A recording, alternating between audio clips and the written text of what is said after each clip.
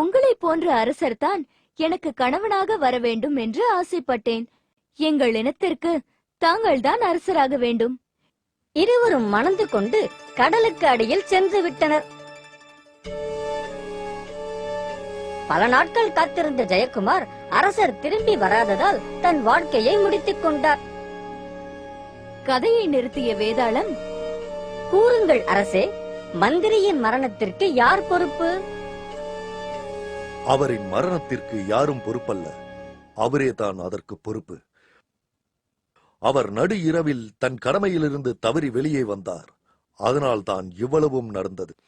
சரியான பதில். நான் போகிறேன்.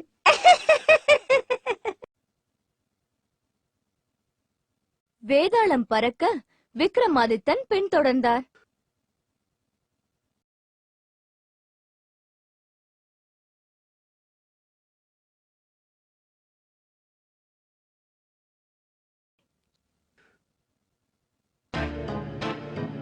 விக்ரமாதித்தன் மறுபடியும் வேதாளத்தை தோளில் போட்டுக்கொண்டு நடக்க வேதாளம் கதை கூற ஆரம்பித்தது. ஜிமுத் என்ற அரசருக்கு ஜிமுத்வகன் என்ற மகன் இருந்தான். மக்களுக்கு நல்லது செய்வதே ஜிமுத்வகனுக்கு பிடித்த செயல். அவர்களின் அரண்மனை தோட்டத்தில் கற்பக விருட்சம் என்ற மரம் உண்டு. அது கேட்டவற்றை கொடுக்கும்.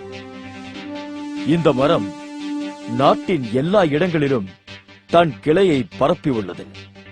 அதனால் எந்த கஷ்டமும் இல்லாமல் மக்கள் வாழ்கின்றனர். அரசர் தன் நாட்டை தாக்கப் போகிறார்கள் என்று கேள்விப்பட்டார். தந்தையே, இந்த செல்வம், நாடு எல்லாவற்றையும் துறந்து காட்டுக்கு சென்று மக்களுக்கு நன்மை புரிவோம். சரி மகனே, உன் எண்ணப்படியே செய்யலாம்.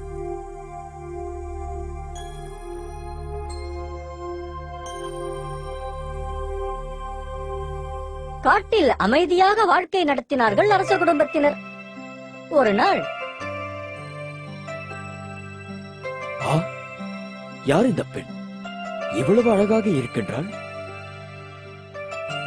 பெண்ணே, உன் பெயர் என்ன? என் பெயர் மாயாவதி.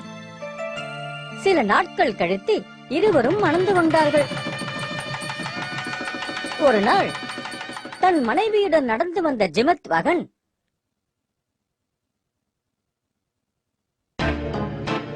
என்ன இது? இவ்வளவு எலும்புகள்?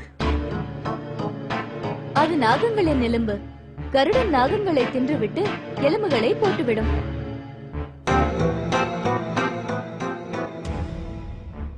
மற்றொரு நாள் அதே வழியாக வந்த ஜிமுத்வகன்,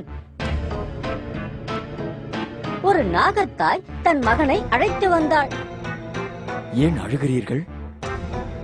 இவனை அந்த கருடனுக்கு கொடுக்க வேண்டும். இன்று என் முறை. கவலைப்படாதீர்கள், இவனுக்கு பதில் நான் செல்கிறேன்.